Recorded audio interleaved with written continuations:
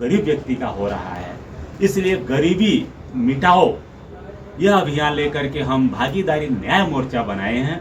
तो भागीदारी न्याय मोर्चा के तहत हर व्यक्ति को न्याय मिलेगा, हर व्यक्ति का विकास होगा, हर व्यक्ति शिक्षित होगा, तब अन्याय रुकेगा।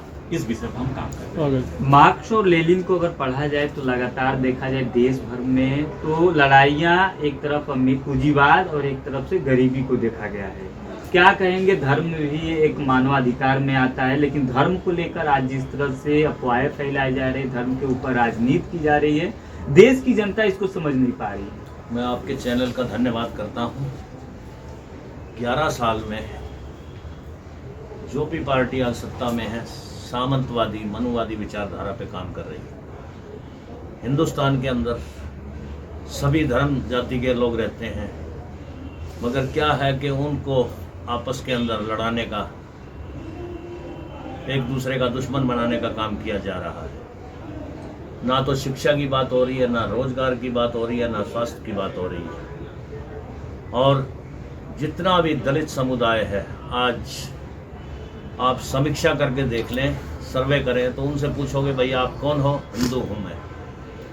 मगर मनुवादी विचारधारा की किताबों के अंदर क्या लिखा गया है, सिर्फ ब्राह्मण बनिया ठाकुर ये लोग अपने आप को हिंदू लिखते हैं। बाकी जितनी भी आबादी है इस देश की, सबको शूद्र लिखा गया है। तो मैं SC ST OBC के सभी लोगों से आह्वान करता हूँ, भैया इस सामंतवादी मनुवादी विचारधारा को समझें और इस देश के शासक बने।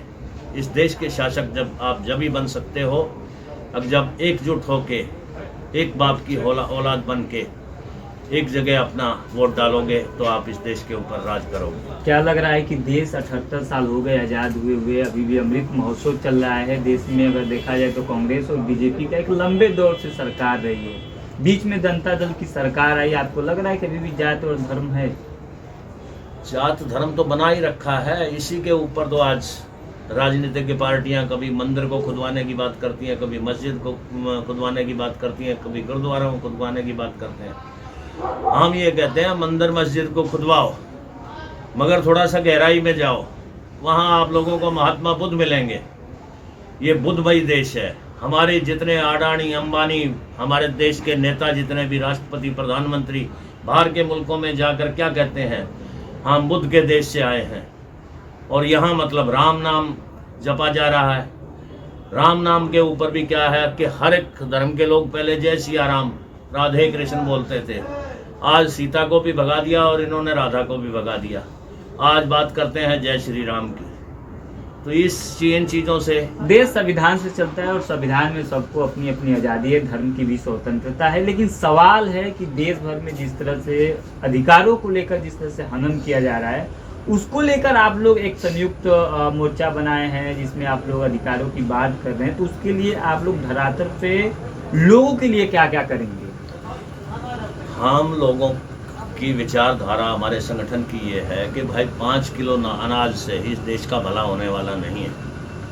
हम जो सत्तासीन पार्टी बैठी है उससे यही कहते हैं कि भैया हमारे बच्चों को शिक्षा दे दो, स्वास्थ्य दे दो, रोजगार दे दो, चलिए जिससे ये सक्षम हो जाएं, अपने पैरों पे खड़े हो जाएं, अपने घर परिवार को चला सकें। 2 राज्यों में चुनाव हुआ, झारखंड और महाराष्ट्र। एक तरफ नारा था बटेंगे तो कटेंगे, एक रहेंगे तो नेक रहेंगे, और वो धरातल पे नारा काम भी किया। महाराष्ट्र में बीजेपी की सरकार बनी तो झारखंड में इंडिया गठबंधन थी। क्या कहेंगे सर?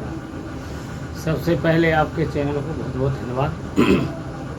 और जो मीडिया है वो देश की आंखें हैं, जनता तक आपके बात पहुंचाते हैं, इसलिए आपके चैनल को बहुत बहुत धन्यवाद। मेरा नाम है रमेश चंद्र निषाद और मैं वीर फूलन देवी जन संगठन चलाता हूं।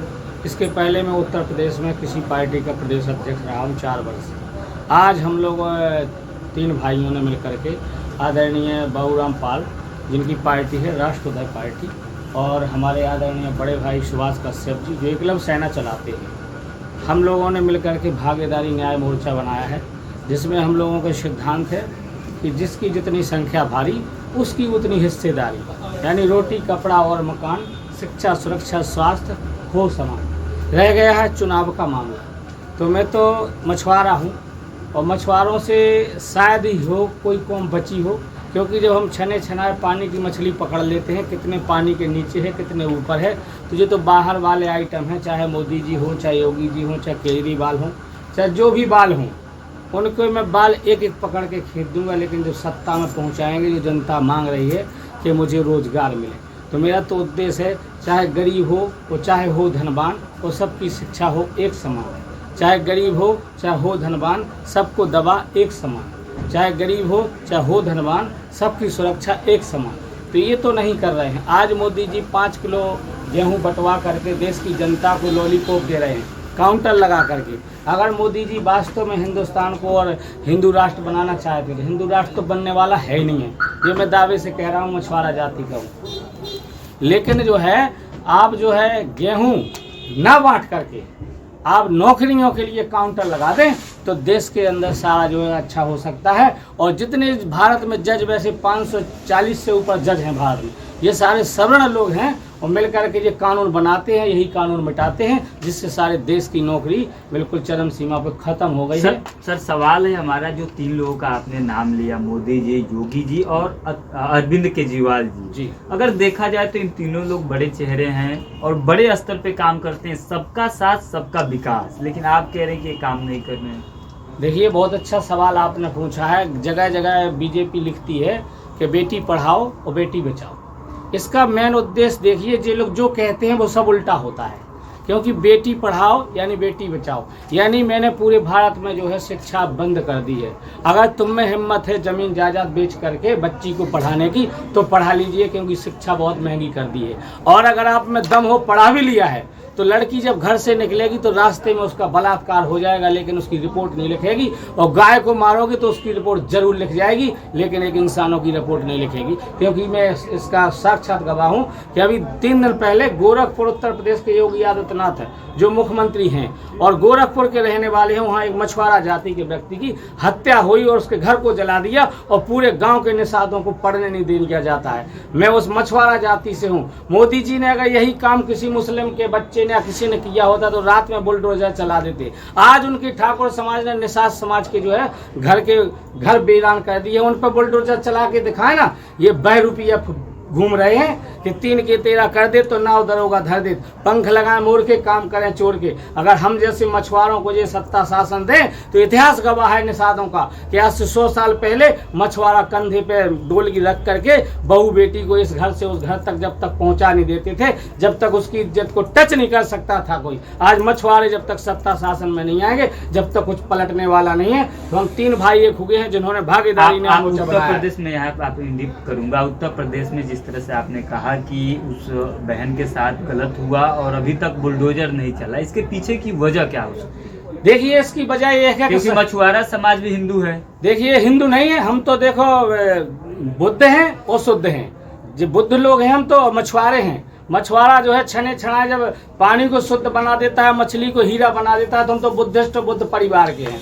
मैं आपको कहना चाहता हूं कि जो मछुआरे के साथ जो हत्या का जैसा कांड हुआ, इसका कारण जो उत्तर प्रदेश में हमारी समाज का संजय निषाद बैठा है, वो इसका दोषी है कि वो जा करके निषादों को चुन चुन करके दीवारों में चुनवाने का काम कर रहा हूँ। तो मैं उसको भी खबर भेजना चाहता हूँ कि तुझे तो चुल्लू भर पानी में डूब के मर जाना चाहिए, तू मछुआरा जाति का हो ही नहीं सकता है। और योगी आदित्यनाथ से मैं वीर फूलन देवी जन संगठन के माध्यम से कहना चाहता हूँ कि योगी जी को तो इस्तीफा दे देना चाहिए, वो सरकार चलाने लायक नहीं है, असमर्थ है। योगी जी की जब सरकार बनी वहाँ तो वहाँ भ्रष्टाचार मुक्त हो गया, जितने भी अपराधी थे उत्तर प्रदेश छोड़कर भाग गए।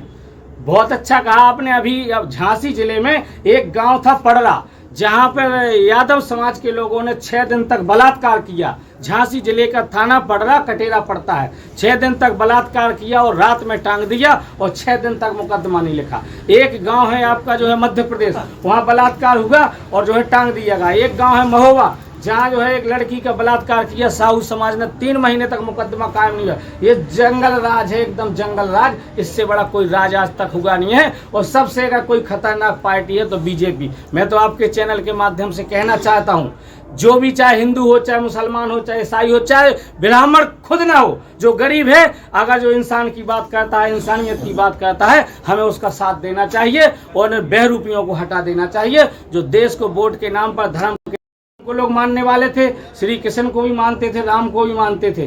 क्या जब दंगा फसाद होते थे, आज 2014 के पहले बैंक में खाता खुला लेते थे तो 100 रुपया का 102 रुपया हो जाता था, लेकिन इस सरकार ने 199 रुपया से आपका कम होता तो मोदी जी के बाप के खाते में चला जाता है, और बड़ होता है तो बच जाता है। ये देश का डाकू और 1 नंबर का बहरूपिया है। जैसे पहले स्वामी लास्ट सवाल हमारे सर, जिस तरह से दिल्ली में जो विधानसभा चुनाव है, आपकी पार्टी क्या यहाँ पे चुनाव लड़ेगी?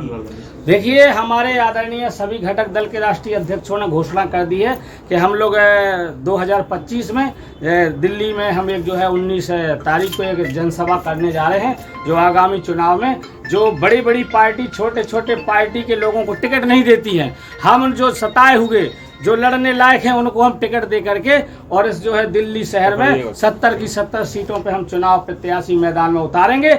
जो शोषित वंचित गरीब समुदाय के लोग आएंगे, % संख्या है हमारी, 40 जातियों में बांटे हुए लोग हैं। हम अपनी समाज का पूरा वोट ना तो हम योगी जी को देंगे, ना मोदी जी को देंगे और ना केजरीवाल को, क्योंकि इन लोगों ने ठगा है। आज दिल्ली की स्थिति देखिए, जो कॉलोनी है वो कॉलोनी दूसरों के नाम कर रही है वो इधर की सरकार। ये तो बहरूपिया घूम रहे हैं। और मैं आपके चैनल से कहना चाहता हूँ, हमारी सरकार बनेगी तो कई कानून लागू करेंगे कि जैसे शिक्षा है उसे एक समान करेंगे, आपकी तमाम मुद्दा है उसे एक समान करेंगे, डीजल पेट्रोल पर GST घटाएंगे और जो इन लोगों ने तमाम चीज़ों पे GST लगा दी उसको भी घटाने का काम करेंगे। मैं आपके चैनल के माध्यम से ये आवाज़ जनता जनार्दन तक पहुंचाना चाहता हूं। जय निषाद राज, जय फूलन देवी की।